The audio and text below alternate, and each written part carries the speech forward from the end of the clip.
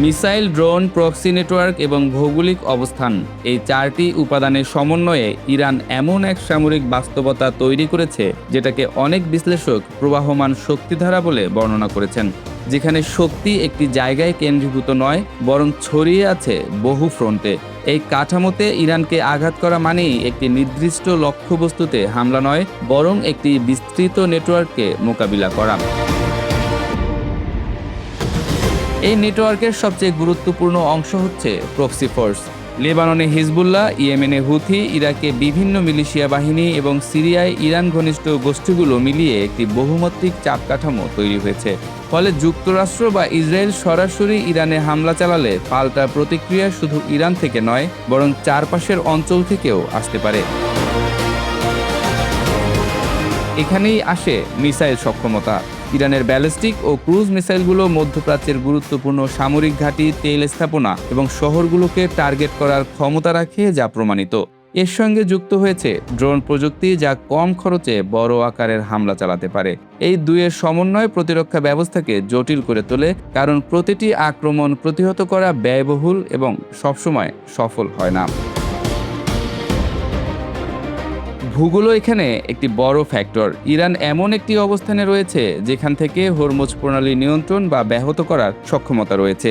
এই প্রণালী দিয়ে বিশ্বের উল্লেখযোগ্য পরিমাণ তেল পরিবহন হয়। ফলে সামরিক সংঘাত সরাসরি বৈশ্বিক অর্থনীতিতে প্রভাব ফেলতে পারে। অর্থাৎ যুদ্ধ কেবল সামরিক সীমায় সীমাবদ্ধ থাকে না, বরং অর্থনৈতিক চাপ তৈরির হাতিয়ার হয়ে ওঠে। এই পুরো সমীকরণটাই ইরানকে অপ্রতিরোধ শক্তিতে পরিণত করেছে। পারমাণবিক অস্ত্র না থাকলেও ইরান এমন একটি প্রতিরোধ কাঠামো তৈরি করেছে যেখানে সরাসরি যুদ্ধ শুরু করা মানেই অনিশ্চিত বহুস্তরীয় সংঘাতের ঝুঁকি নেওয়া।